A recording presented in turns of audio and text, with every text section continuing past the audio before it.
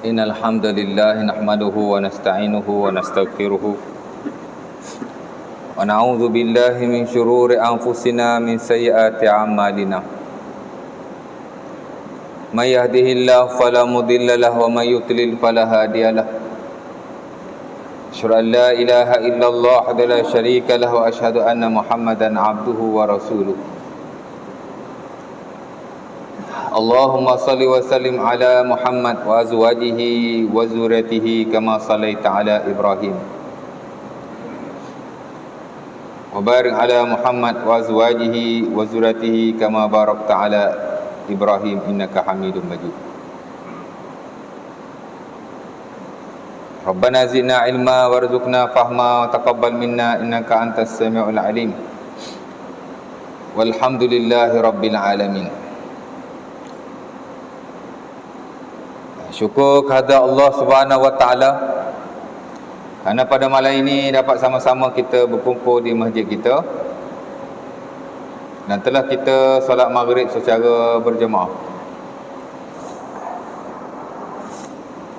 Kemudian kita akan sambung lah ya kuliah kita yang telah kita tinggalkan pada bulan yang lepas daripada buku Al-Kabair karangan Al-Imam Syamsuddin Al-Zahabi rahimahullah,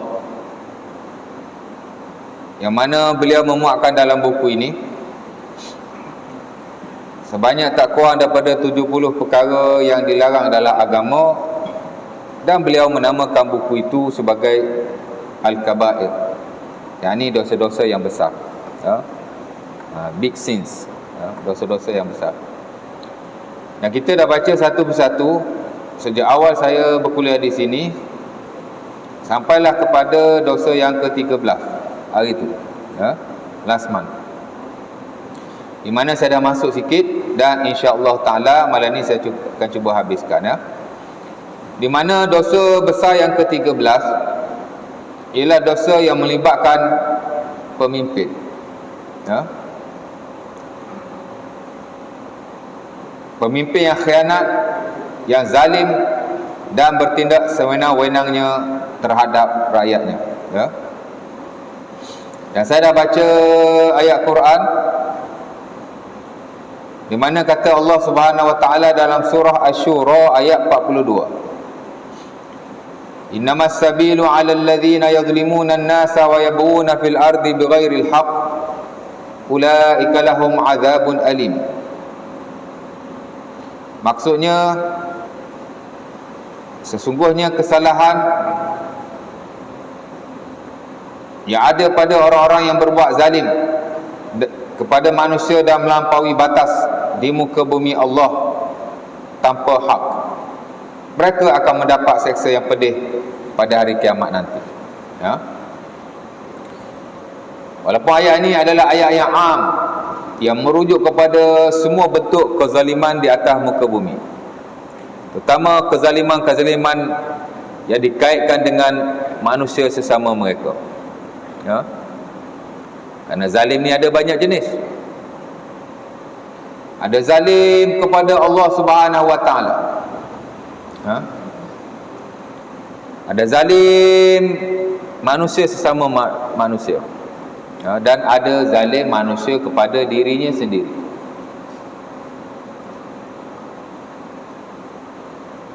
Dan ini dijelaskan oleh Al-Imam Ibn Qayyim rahimahullah dalam beberapa buku pencucian jiwanya, termasuk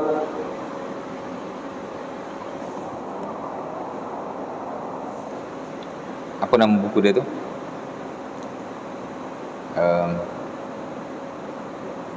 Lupa pula dah. Dan begitu juga ulama-ulama yang lain, di mana mereka membahagikan zalim ni ada 3, ya. Ia berasaskan kepada hadis Nabi SAW yang diriwayatkan oleh Al-Imam Al-Baihaqi rahimahullah dalam sunannya dan Imam Ahmad rahimahullah dalam musnadnya, dan mungkin ada lagi ulama-ulama hadis yang lain yang meriwayatkan hadis berkenaan daripada Abi Umamah Al-Bahili, di mana kata Rasulullah SAW, az-zulmu salasatun, zalim ni ada 3. Walaupun hadis ini tidak sahih, dhaif, ya. Dhaif ni mana sanad dia tak cantik lah, ya. Tapi ulama tetap merujuk hadis berkenaan dalam nak membahagikan zalim kepada tiga. Kerana rationally memang betul lah, ya. Walaupun sanad dia dhaif tapi makna dia sahih, makna dia okey, ya. Az-zulmu salah satu, zalim ni ada tiga, ya. Pertama ialah zulmul abdi lillah, zalim seseorang hamba kepada Allah. Asyirku, itulah syirik kepada Allah, ya. Zalim hamba kepada Tuhannya, itulah zalim syirik. Dan itulah sebesar-besar kezaliman di atas muka bumi, ya. Bahkan kalau kita lihat, kenapa kita kata hadis ini maknanya sahih? Kerana ia bertepatan dengan firman Allah Subhanahu Wa Taala dalam beberapa ayat Quran. Paling jelas ialah dalam surah Luqman. Seorang lelaki yang soleh, walaupun dia bukan seorang nabi di sisi majoriti, tapi dia adalah orang yang soleh, waliullah, ya.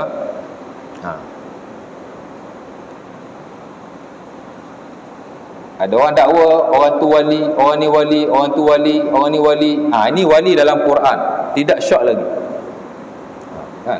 Nak belajar tentang kewalian, belajar menerusi Al-Quran, bukan hanya dakwa-dakwaan, ya. Khidir pula dah. Luqmanul Hakim ialah orang soleh, confirm dia waliullah, cuma dia bukan nabi di sisi majoriti. Walaupun ada ulama kata dia nabi, tapi majoriti kata dia bukan nabi, ya. Dia hanya orang soleh. Sebab bukan dia saja, ada lagi beberapa yang lain yang Allah Ta'ala sebut dalam Quran tentang orang yang soleh, mana orang yang diredai oleh Allah Subhanahu Wa Ta'ala. Dan Allah Ta'ala rekodkan tentang beliau dalam surah Luqman secara khusus. Ada kan surah Luqman? Surah dia lah tu, surah berkaitan dengan beliau.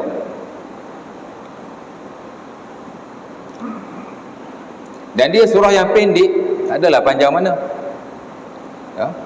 Dan dalam surah berkenaan, beliau berpesan kepada anaknya beberapa perkara, ya. Ada 7 pesanan beliau kepada anaknya. Ini pesanan seorang waliullah, wali Allah, orang soleh. Kalau Quran kata soleh, memang betul soleh lah, kan? Sebab tu Allah Ta'ala sebut dia dalam Quran, ya. Antara pesanan beliau yang terawal kepada anaknya ialah, ya bunayya la tusyrik billah inna syirka la zulmun azim. Kita dulu zaman sekolah agama, tingkatan 2, tingkatan 3 dah belajar tentang surah Luqman, pentafsiran tentang surah berkenaan. Jadi kita dah kenal siapa Luqman, ya. Dia memberi pesan kepada anaknya. Pertama sekali dia kata, ya bunayya la tusyrik billah inna syirka la zulmun azim, ya. Mungkin tuan-tuan boleh buka depan ni. Katanya, wahai anakku, jangan kamu syirik pada Allah, kerana sesungguhnya syirik kepada Allah adalah kezaliman yang besar. La syirkun azim, kezaliman yang besar. La zulmun azim, ya. Katanya, inna syirka la zulmun azim, syirik adalah kezaliman yang besar. Betul lah dengan hadis tadi.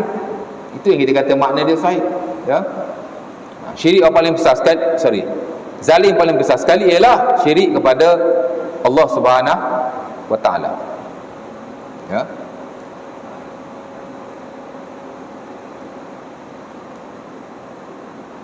Sebab tu kita kena belajar tentang kesyirikan kepada Allah, ya.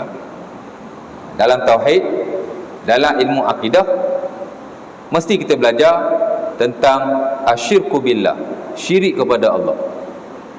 Hak tu hak nombor 1 sekali, ya.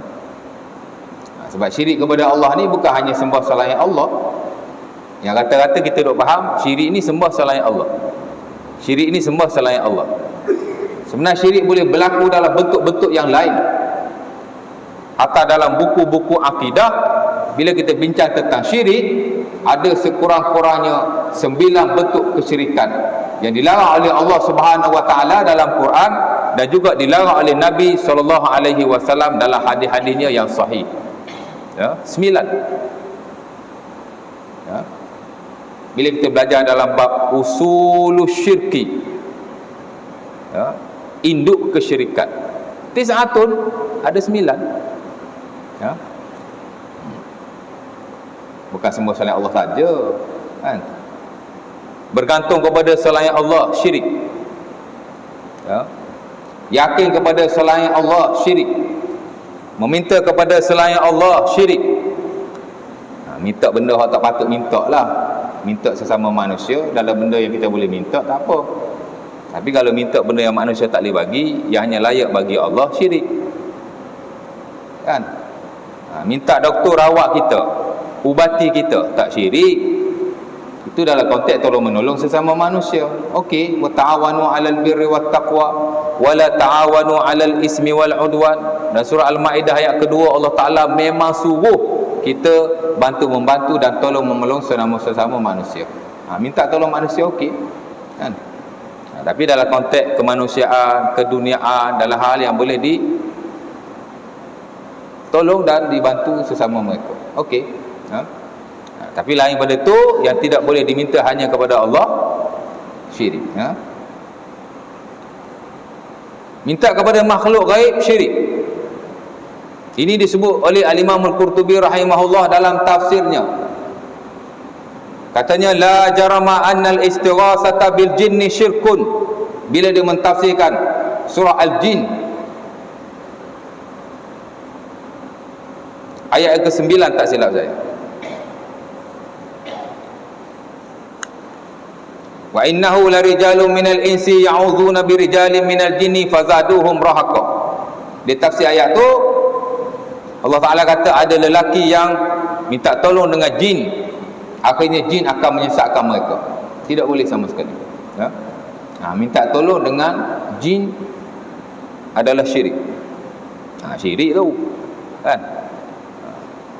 Kita tak minta tolong dengan jin, takut-takut kita pergi jumpa bomoh minta tolong dengan jin. Sama syirik. Dia syirik, kita pun syirik juga. Kan? Dan begitu juga minta tolong dengan makhluk-makhluk gaib yang lain. Minta tolong dengan malaikat.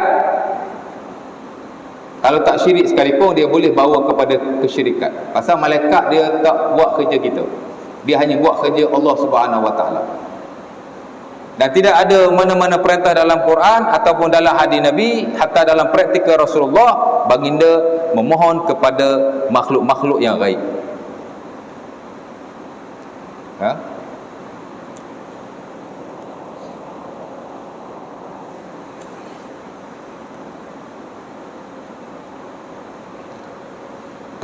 Termasuk meminta pada ruh orang-orang yang mati.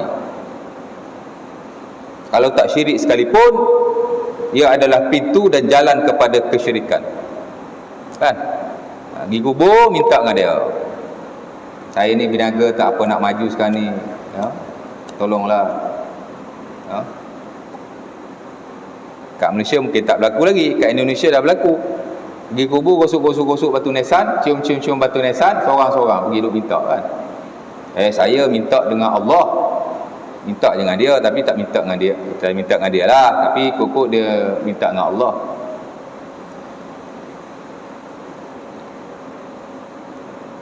Roh kita pun tak tahu duduk kat mana, kan?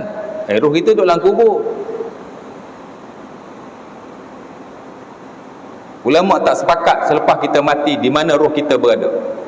Ada riwayat dalam kubur, ada riwayat dalam syurga kalau kita orang yang baik lah. Ada riwayat dalam neraka kalau kita orang yang jahat.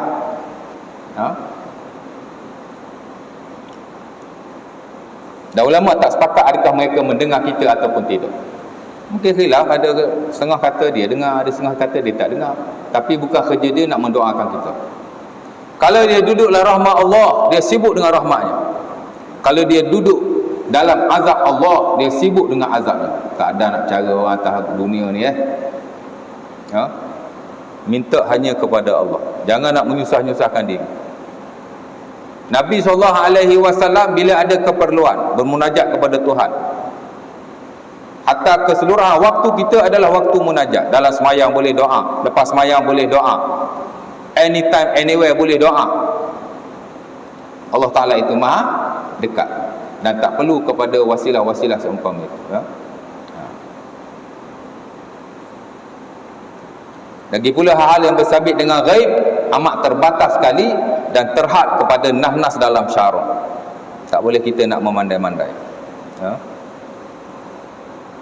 Jadi banyak lagi yang lain. Bernazar kepada selain Allah. Di setengah negara, bila mereka ada hajat atau keperluan yang besar, mereka akan menyembelih haiwan di kubur-kubur orang-orang tertentu.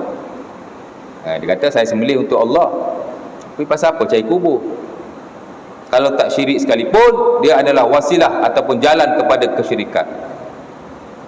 Sembelihlah mana-mana pun bagi orang makan lillahi ta'ala. Tapi kalau ada hubung kait dengan benda-benda yang lain, takut termasuk dalam konteks sembelih kepada selain Allah. Azabhu li ghairillah syirik. Bersumpah kepada selain Allah syirik. Man halafa li ghairillah faqad asyraka. Dalam hadis diriwayatkan oleh Imam Ahmad rahimahullah daripada Ibnu Umar, kata Nabi, siapa-siapa yang bersumpah kepada selain Allah, maka dia telah syirik kepada Allah Subhanahu wa taala. Sumpah saja. Kerana manusia sebenarnya tidak boleh bersumpah melainkan hanya kepada Allah Subhanahu wa taala. Sumpah pada selain Allah maka syirik.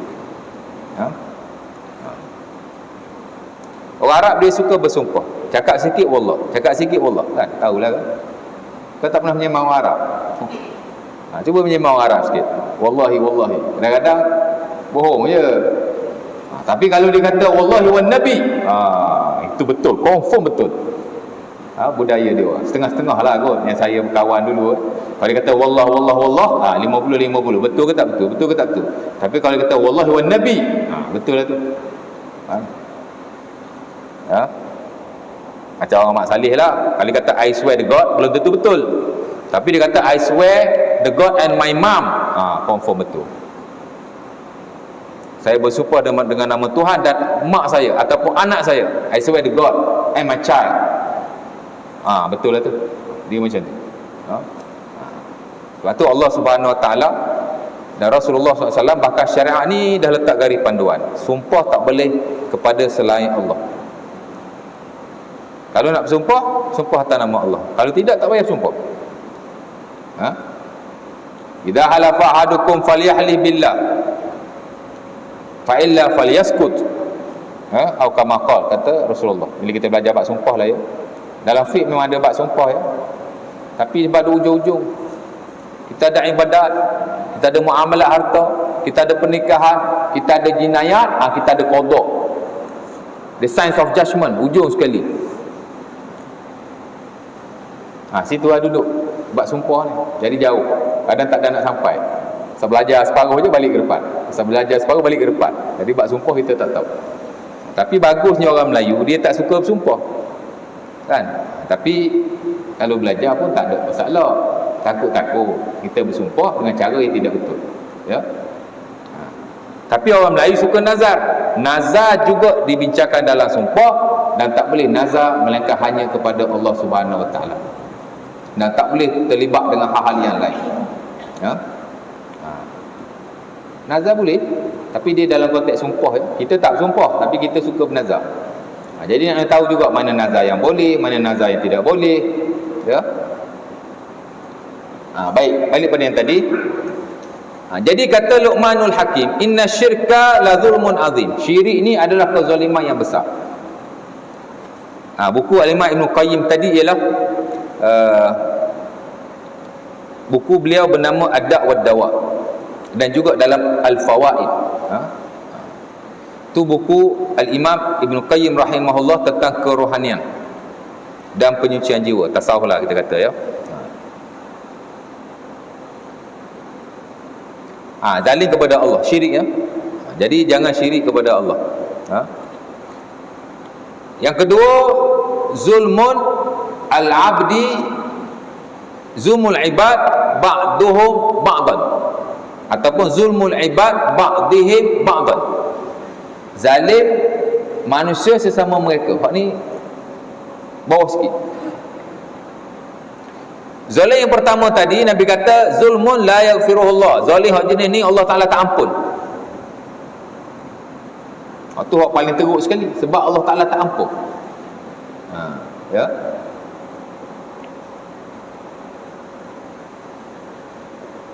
As long as kita tidak taubat nasuha kepada Allah, ibadat-ibadat kita tidak boleh cover sama sekali.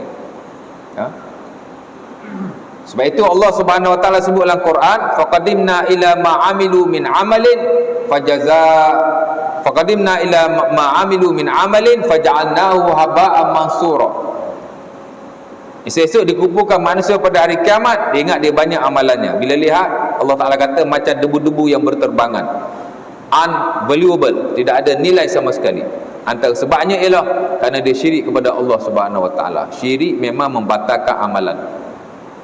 Walaqad uhiya ilaika wa ilal ladzina min qablika la in asyrakta la yahbatanna amalu. Jelas sekali dalam surah Az-Zumar ayat ke-65 kata Allah, telah diwahyukan kepada kamu dan kepada orang-orang sebelum daripada kamu, jika kamu syirik maka akan terbatallah seluruh amalan. Tak ada nilai sama sekali.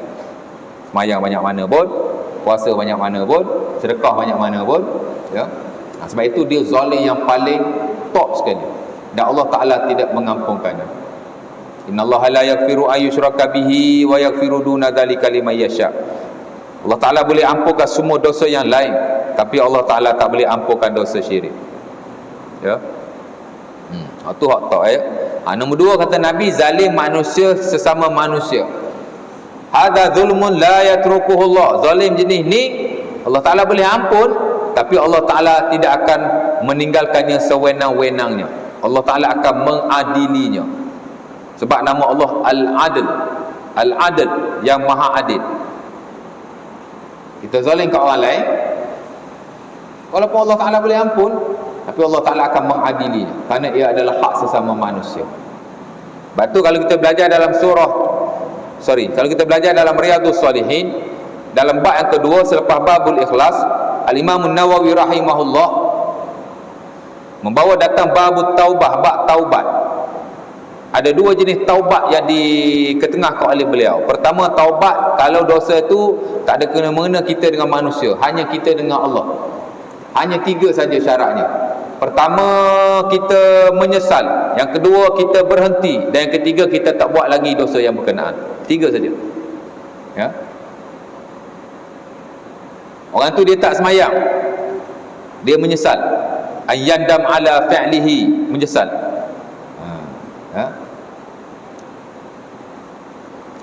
Kemudian dia berhenti daripada melakukannya. Kemudian yang ketiga, dia berazam untuk tidak melakukannya lagi. Ayyazam ala alla yaf'aluhu, dia berazam lagi untuk tidak melakukannya. Tiga je. Ini dosa kita kepada Allah. Adapun dosa sesama manusia, dia tambah lagi satu, jadi 4. Ya. Ayastabri'a min haqqi sahibihi, hendaklah dia meminta ampun daripada orang yang dia zalimi. Fa ikana mimma yata'allaqu bimalin raddahu ilaihi, kalau dia melibatkan harta, hendaklah dikembalikan kepada tuannya. Dulu kita ada ambil duit orang, ada ambil barang orang, before kita menutup mata, kembalikan. Hatta kalau ada hutang dengan kawan pun, tolong selesaikan. Jangan buat dia diam saja. Ya. Ada orang dia berhutang dengan member, bila orang tanya dia, tak apalah, agak-agak member aku halal lah kat aku.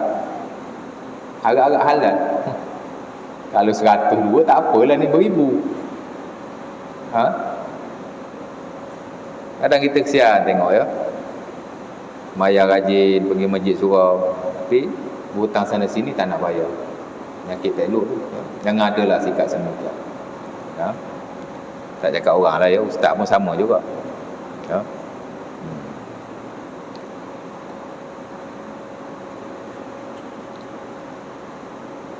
Jadi settlekan ya.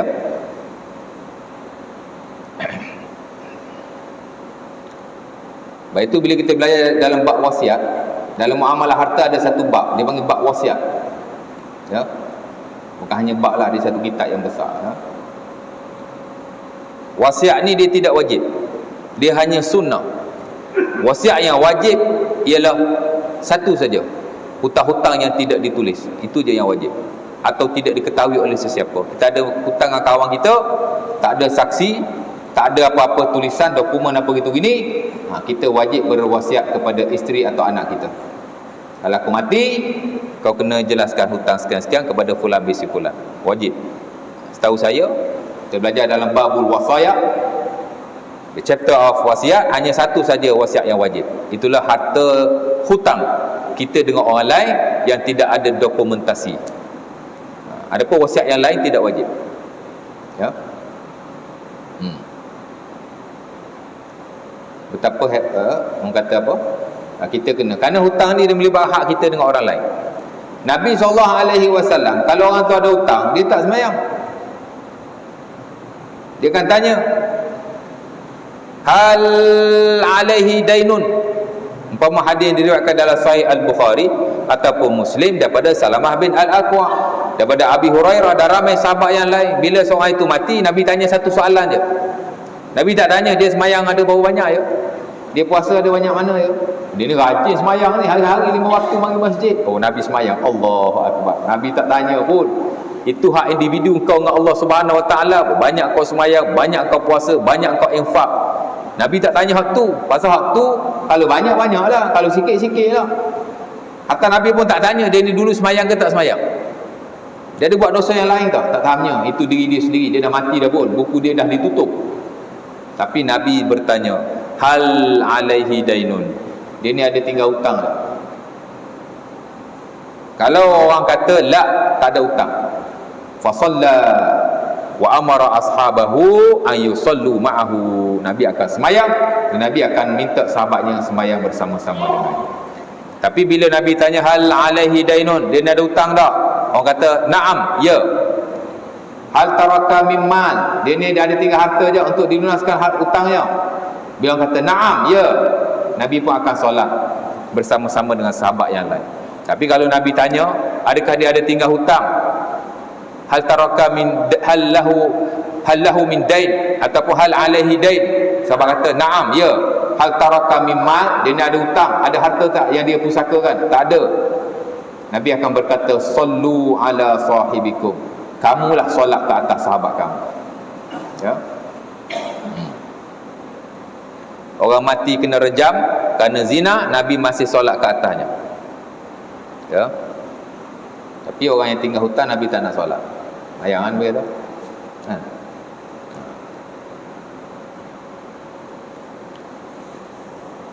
Sebab itu antara perkara yang mesti diselesaikan sebelum harta-harta lain dibahagikan, hutang mesti settle dulu ya.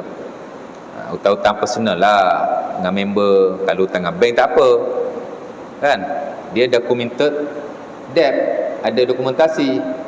Sementara hari ini hutang-hutang berjadual seumpama itu telah diinsurankan, betul tak? Sebuah personal loan ada insurans, kalau kita mati dia dah cover. Kita ambil loan rumah, ada loan ada insurans, dia dah cover. Tapi loan kereta tak ada kot, setahu saya ada. Tak ada, tak cover insurans kan. Insurans kematian lah. Insurans accident tu memang kita ambil lah, tapi itu tak terlibat dengan loan. Itu kita bayar setiap tahun. Itu dia panggil insurans am kemalangan. Memang ada lah kan. Ni bila kita buat loan, kita buat pembiayaan. Islamic term dia tak suka panggil loan, dia panggil pembiayaan, financing. Kita ambil kan. Masa kita sign agreement tu ada loan, ada insurans tak? Setahu saya tidak ada. Lama tak buat loan kereta, tak ingat. Ada je? Tak ada kan.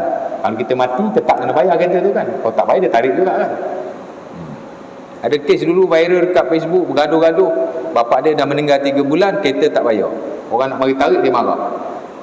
Bapak aku dah mati ni. Mati tak mati, kereta tu tak diinsurankan. Kena bayar lah. Kalau tak bayar, itu hak untuk ditarik kan. Tuan punya kereta tu mati tak mati tu bukan bisnes dia, tu bisnes kita. Jadi kita kena sambung bayar lah. Ha? Gaduh-gaduh rakam pula tu, masuk dalam Facebook, tak? Dapat 1 million viewers. Macam itulah kan, yang kita curi tu kan, mandi jenazah, rakam masuk dalam Facebook, habis. Kalau tak rakam mungkin okey kot, tapi dah masuk kan. Jadi tak boleh ya. Hatta Imam Nawawi rahimahullah dalam hadis 40 Nawawi, hadis yang terawal lagi, hadis yang ke-7 ke-8 macam tu, Imam Nawawi rahimahullah dah bawa mari satu hadis yang diriwayatkan daripada Ibnu Abbas radhiyallahu taala anhu dari Sahih Muslim. Kata Nabi, kata Allah Subhanahu wa taala, hadis ini hadis kursi, inni haramtu zulma ala nafsi. Kata Allah, inni haramtu zulma ala nafsi fala tazalamu. Kata Allah, ya ibnu Adam, inni haramtu zulma ala nafsi fala tazalamu. Kata Allah, wahai anak Adam, aku telah mengharamkan kezaliman ke atas diriku. Allah Ta'ala kata, aku takkan zalim. Wa inni ja'altuhu bainakum muharrama. Maka aku juga jadikan ia adalah haram sesama kamu. Tak boleh zalim pada orang lain ya. Cuma zalim ni dia boleh berlaku dalam banyak hal lah ya. Zalim boleh berlaku dalam banyak hal. Kadang-kadang kita zalim orang dengan mulut kita. Kita maki dia, kita marah dia, kita mengumpat kat dia, tu dah kira zalim tu. Ya. Kita mengumpat member tu tahu, dia doa pada Allah, ya Allah, kau burukkanlah lidah orang yang mengumpat aku. Aduh, naya. Memang doa orang yang dizalimi mustajab. Dan saya sendiri telah mengalaminya. Memang mustajab. Jangan main. Ya. Lambat cepat je. Zalim dengan mulut. Ya. Kadang-kadang kita zalim dengan perbuatan, ambil pukul orang, apalah dengan perbuatan kita. Dan boleh jadi kita zalim juga dengan hati kita, tapi orang lain tak tahulah, itu kita saja, kita buruk sangka pada dia, suuzon, itu satu bentuk kezaliman juga, tapi dia halus, orang tak tahu, kita je tahu. Ya? Kita dengki atau hasad kepadanya dalam hati kita, kita tak suka tengok dia senang, itu satu bentuk kezaliman. Tapi mungkinlah dia tak doa pada Allah sebab dia tak tahu. Hanya Allah Ta'ala yang mengetahuinya. Jadi banyak kezaliman. Yang penting, Nabi kata, la yatrukuhullah. Hak ni Allah Ta'ala tidak akan tinggalkan. Dia akan diadili di mahkamah Allah Subhanahu Wa Ta'ala. Sebab itu, jangan kita zalim lah ya. Dan ketiga kata Nabi, zalim manusia akan dirinya. Hak ni Allah Ta'ala boleh ampun pada bila-bila masa. Zulmul abdi li nafsihi, zalim manusia kepada dirinya. Dia tak zalim pada Allah, dia tak zalim pada makhluk yang lain, dia hanya zalim kepada dirinya. Itu kategori ketiga yang dimasukkan atau dibahagikan oleh para ulama kita base kepada hadis-hadis berkenaan. Ya. Memang kita banyak zalim pada diri. Sebab itu ada banyak doa kita minta ampun kepada Allah ke atas kezaliman diri kita, pada diri kita sendiri.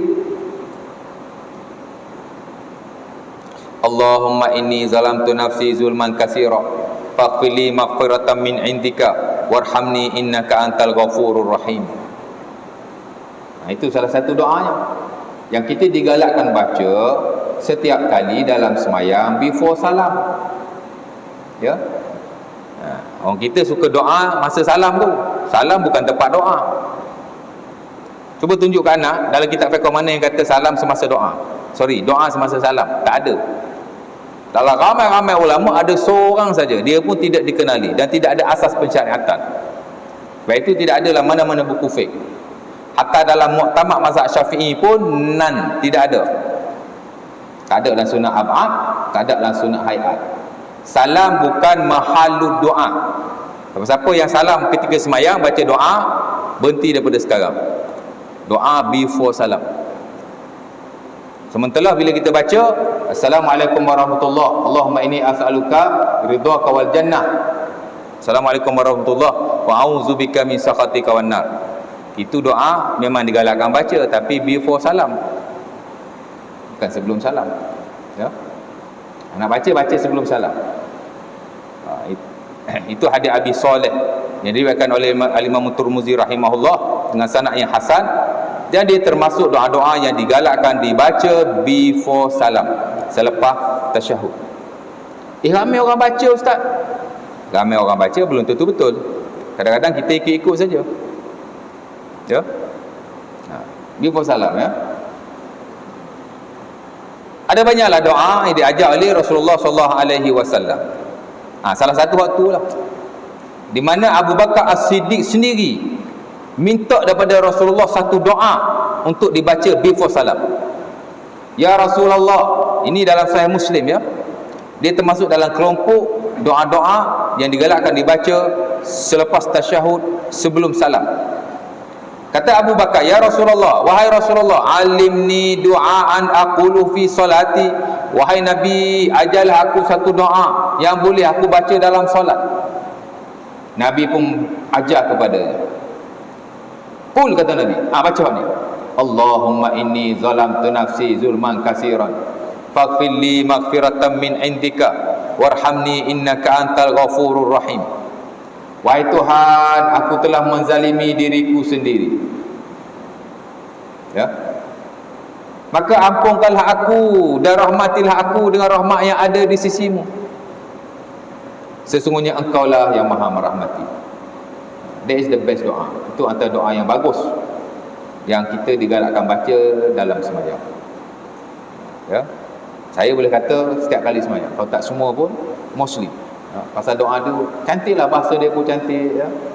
Kita pun minta ampun dengan Allah daripada kezaliman diri kita sendiri. Sebab selain daripada kita zalim pada orang lain, kita suka zalim pada diri sendiri. Pasal apa kita zalim pada diri sendiri? Zalim pada diri sendiri makna tak kesian kau diri sendiri. Orang tu bila dia tidak menunaikan kewajipan Allah, dia tak semayang umpamanya, dia zalim pada diri sendiri. Sebab esok-esok bila Allah Ta'ala mengazabnya, sebenarnya bukan Allah zalim pada dia, dia yang zalim sendiri. Sebab Allah Ta'ala dah bagi tahu masa kau kat dunia, kau kena semayang. Kalau kau tak semayang, aku azab. Dia buat dia. Kau zalim pada diri sendiri, bukan Allah Ta'ala zalim pada kau. Kau mengharapkan pengampunan Allah dalam keadaan kamu melakukan larangan Allah Subhanahu Wa Ta'ala. In ahsantum ahsantum li anfusikum, kesianlah kat diri kamu. Kita buat baik bukan untuk orang lain, untuk diri kita. Ya. Dan kalau kita tak melakukan apa yang disuruh, kita telah menzalimi diri kita sendiri. Tapi yang bagusnya ialah zalim-zalim seperti ini Allah Ta'ala boleh mengampunkan pada bila-bila masa. Ya. Orang tu tak semayang 20 tahun, 20 years tak semayang. Masuk umur 60 tahun, 60 kalau tak sembahyang, 20 tahun maybe umur 40 dia tak sembahyang. Ataupun mungkinlah dia tak sembahyang daripada muda tak sembahyang. Mungkin ada. Kan? Tiba-tiba dah masuk umur 50 lebih ni, rajin sembahyang, datang ke masjid, ya. Allah Ta'ala boleh ampunkan pada bila-bila masa. Dan bagusnya bila Allah Ta'ala mengampunkan dosa yang lalu, Allah Ta'ala tukar dosa yang lalu menjadi pahala kepada kita. Alhamdulillah. Ya. Dan ini jelas Allah Ta'ala sebut dalam surah Al-Furqan ayat 68, 69, 67 yang sering kita baca kepada orang-orang yang telah menzalimi dirinya sendiri. Ya. Di mana kata Allah, ulaika yubaddilullahu sayyiatihim hasanat. Ya. Wa ulaika humul muhtadun. Mula-mula Allah Ta'ala sebut orang bunuh orang, orang berzina, orang mencuri apa semua. Akhir sekali Allah Ta'ala kata kalau dia bertaubat dan beramal soleh, Allah Ta'ala akan ampunkan dia. Kemudian Allah Ta'ala akan tukar kejahatannya kepada kebaikan. Jadi pahala. Itu kalau dosa-dosa besar tu, membunuh, mencuri, berzina, kan? Kalau ada dosa-dosa yang lain, lebih-lebih lagi lah Allah Ta'ala mudah lagi untuk mengampunkan, insya-Allah Ta'ala. Kita azan dulu ya. Lepas tu kita sambung 5 minit. Bismillah.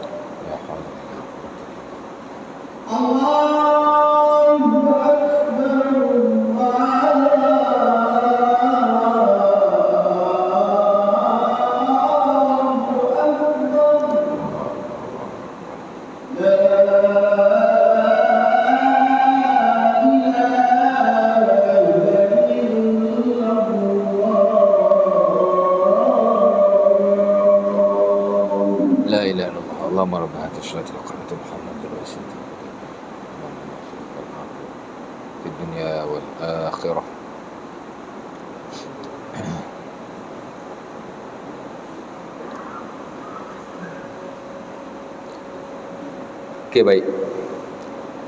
Jadi ayat ni walaupun dia umum untuk kezaliman, tapi digunakan oleh para ulama kita dalam bab nak menyatakan bahawa mana-mana pemimpin yang melakukan kezaliman atau membiarkan kezaliman, maka ia tertaluk kepada ayat ini, di mana ia akan mendapat siksaan daripada Allah Subhanahu Wa Taala. Kemudian Imam Zahabi rahimahullah banyak hadis Nabi sallallahu alaihi wasallam tentang betapa pentingnya seorang pemimpin itu menjadi seorang pemimpin yang baik dan diridai oleh Allah Subhanahu Wa Taala, dan amat suka sekali sebenarnya. Amat suka sekali. Sebab itu ada sahabat-sahabat Rasulullah sallallahu alaihi wasallam minta kepada Nabi untuk dilantik menjadi penguasa. Tapi Nabi tidak memberikannya. Umpama Abu Zar radhiyallahu taala anhu sendiri, sebagaimana yang diriwayatkan dalam Sahih Muslim, kata beliau, ala tastamiluni ya Rasulullah, wahai Nabi. Nabi kan dah jadi pemimpin kan, ada banyaklah benda-benda yang perlu diuruskan, yang perlu kepada ketua, yang perlu kepada pemimpin. Dan Nabi juga mula menghantar sahabat-sahabatnya keluar daripada Madinah, pergi buka wilayah-wilayah yang baru. Jadi ada banyaklah jawatan-jawatan itu. Maka ada sahabat yang meminta kepada Rasulullah supaya diberikanlah satu jawatan itu kepadanya. Ya. Dia rasa dia layak lah. Ha? Jadi dia berkata, "Ya Rasulullah, ala tastakmiluni, wahai Nabi, kenapa kau tak jadikan aku ketua, amil, pemimpin?" Nabi pun berkata kepadanya, "Ya Abazar, inni uhibbu laka ma uhibbu li nafsi, inni araka dha'ifan." Wahai Abu Zar, aku sayang kepadamu seumpama aku sayang pada diriku sendiri. Aku lihat diri engkau ini lemah, tak layak. Ya. Sebab tu kalau orang tak layak, walau sahabat baik sekalipun, tak boleh diberikan jawatan. Ya.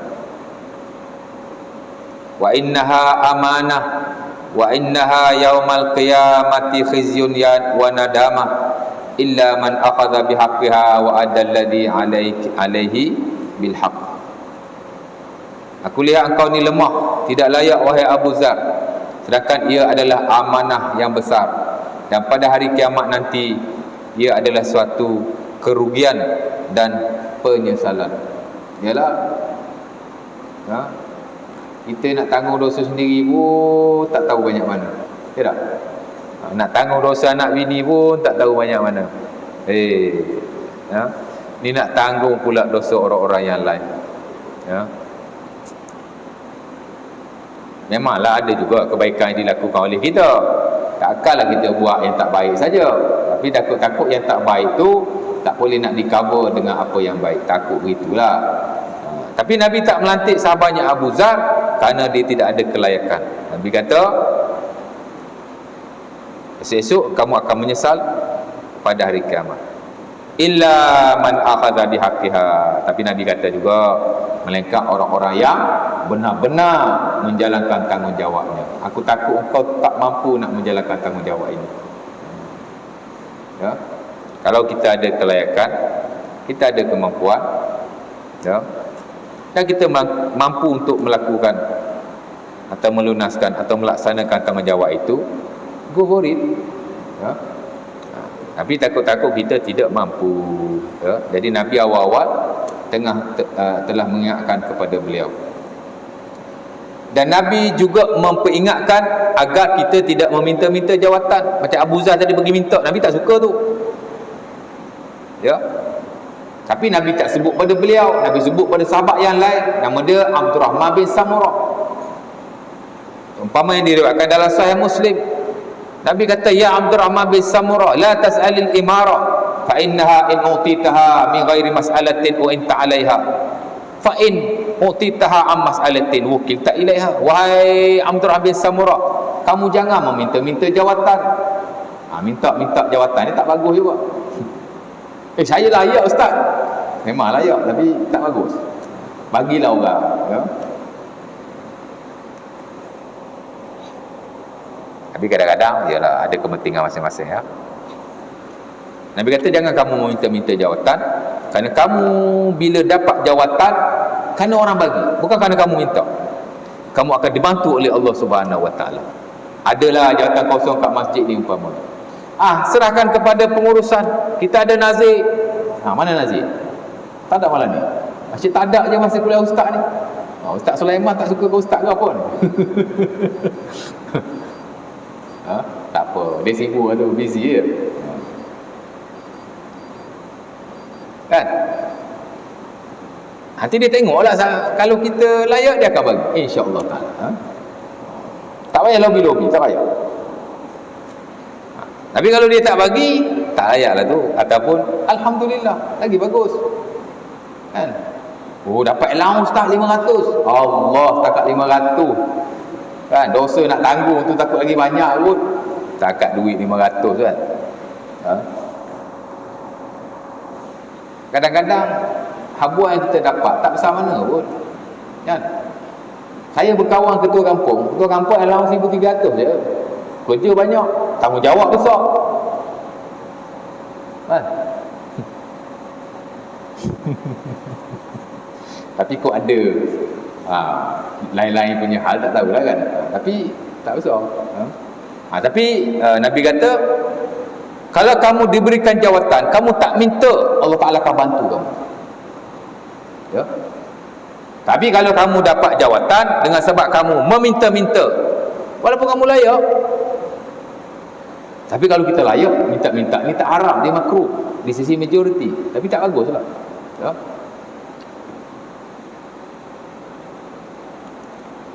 Kalau kamu meminta-minta, Allah Ta'ala akan membiarkan kamu, mana Allah Ta'ala takkan tolong kita.